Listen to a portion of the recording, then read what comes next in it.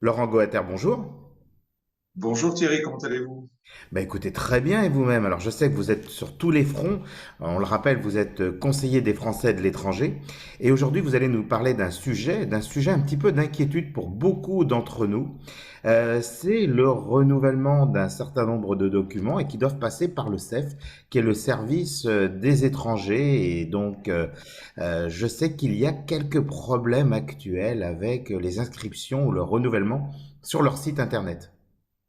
Absolument. Alors, rappelons déjà, donc, je vais m'adresser dans le cadre de la situation des citoyens de l'Union européenne. Ok, c'est très important déjà de commencer par différencier ce qui ressort effectivement du droit des citoyens de l'Union européenne, qui sont protégés par certains traités, d'autres situations, notamment conjoints venant d'autres pays de l'Union européenne qui sont hors de l'Union européenne, qui sont beaucoup plus compliqués. Ok, ils sont beaucoup D'accord? plus compliqués. Alors, bon, je prends le seul cas simple des résidents de l'Union européenne. Alors, la première chose, quand nous arrivons au Portugal et quand nous y sommes plus de 3 mois, nous devons effectivement nous signaler en fait en mairie.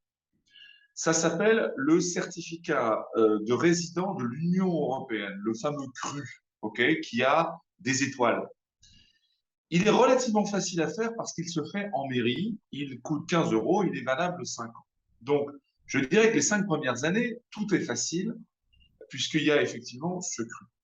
Alors, la difficulté, c'est qu'aujourd'hui, nous sommes censés, alors que notre cru est encore en validité, nous sommes censés nous rendre au CEF avec un rendez-vous pour pouvoir effectivement avoir une carte de résident.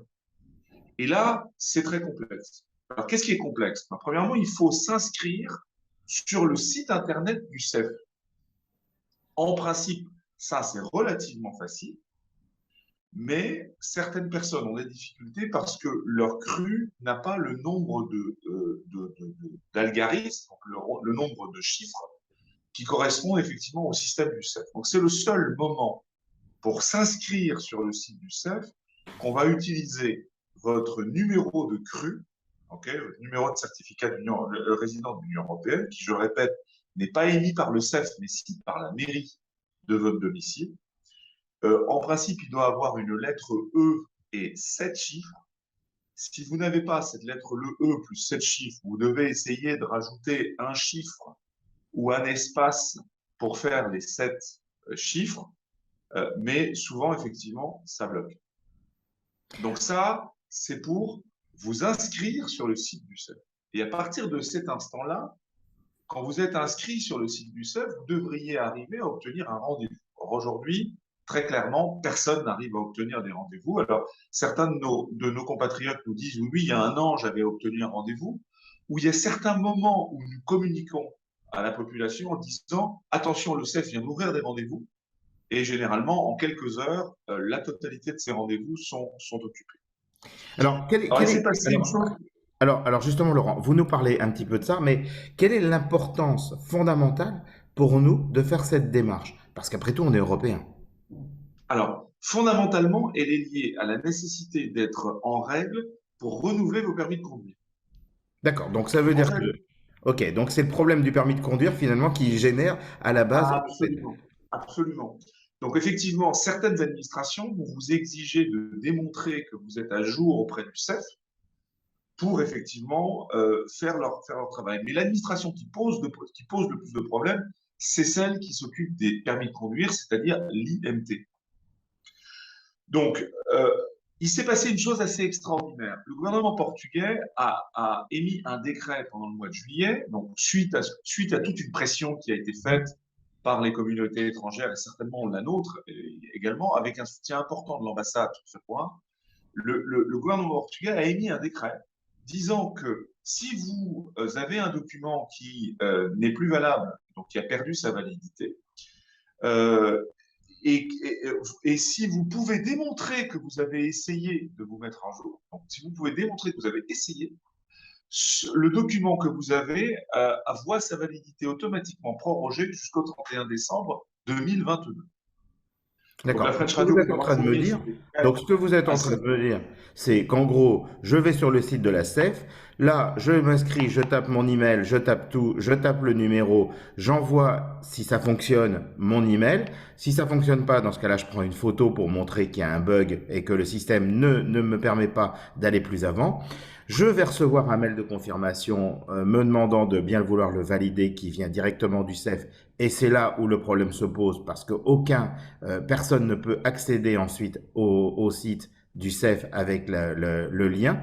Donc j'ai cette copie et avec ça, ça suffit largement pour démontrer qu'en ce qui me concerne, j'ai fait les démarches et donc aujourd'hui, je suis couvert jusqu'au 31 décembre. Mais alors le problème, c'est Jusqu'au 31 décembre. voilà. Mais il Exactement. va se passer quoi après le 31 décembre? Alors, on ne sait pas.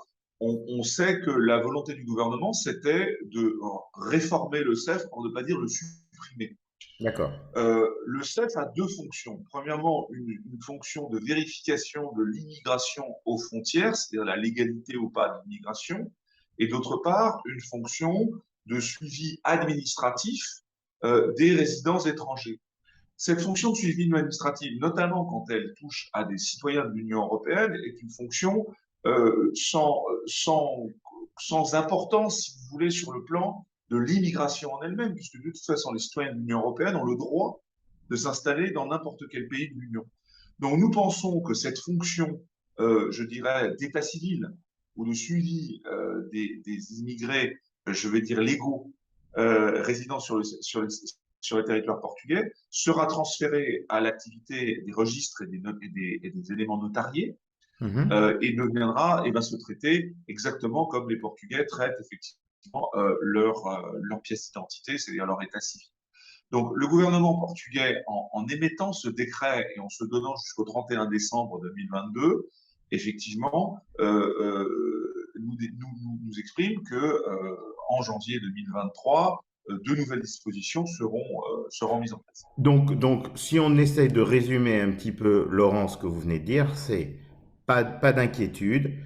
Vous faites juste la démarche pour montrer que vous êtes en règle sur le site du CEF. Si vous vous inscrivez, vous pouvez le démontrer, c'est déjà une bonne chose. Derrière, on attendra l'année prochaine, donc début de l'année prochaine, on verra les nouvelles dispositions. Et là où le système sera de nouveau mis en place et on pourra effectivement obtenir par le CEF les documents, ou de l'autre côté, on aura une nouvelle proposition qui nous sera faite par le gouvernement, sachant que ça nous permet quand même d'avoir la fameuse carte de résident. Absolument, qui est utile puisque c'est une pièce d'identité. Ça vous permet effectivement de laisser vos autres pièces d'identité à la maison. Et donc, c'est une pièce d'identité qui est tout à fait utile et qui intégrera également votre numéro de sécurité sociale, par exemple, si vous l'avez au Portugal. Je Et rappelle puis en plus, ça vous qu'avec permet ce fameux d'accéder. décret, Avec cette carte, en plus, vous avez quand même en plus un avantage, c'est que ça vous permet d'accéder même à tous les systèmes informatiques des administrations pour pouvoir vous enregistrer et faire toutes les démarches, qui est quand même beaucoup plus simple. tout à fait. Alors, je rappelle que sur cette fameuse question de permis de conduire, okay, qu'il faut renouveler régulièrement au Portugal, surtout quand vous êtes un petit peu plus âgé, actuellement, avec ce fameux décret, vous êtes à jour. C'est-à-dire, profitez-en si Pour vous faire la avez démarche. effectivement besoin de renouveler votre permis de conduire. Profitez du fait qu'un cadre juridique a été mis en place avec ce fameux décret pour le faire rapidement et ne vous mettez pas en situation de devoir le faire en janvier ou en février où vous ne connaissez pas encore quel va être le cadre juridique exact qui va vous être appliqué. Bon, bah, en tout cas, Laurent, merci beaucoup pour être intervenu sur l'antenne de la French Radio. On a bien compris, donc à l'heure actuelle, faites juste la démarche, prenez ou une photo de votre écran qui montre que, ou alors vous avez la copie du mail qui vous montre que vous avez essayé de vous inscrire. Avec ça, vous êtes couvert au moins jusqu'au 31 décembre. D'ici là, peut-être de nouvelles dispositions seront mises en place par le gouvernement, ou sinon en janvier, eh bien, il n'est pas improbable qu'il y ait une réforme complète et qui peut-être simplifiera un petit peu les procédures à venir. Merci beaucoup Nous Laurent l'espérons. pour être intervenu sur ce sujet qui concerne beaucoup d'entre nous. Absolument. À bientôt, Thierry. À bientôt Laurent. La French Radio, Portugal.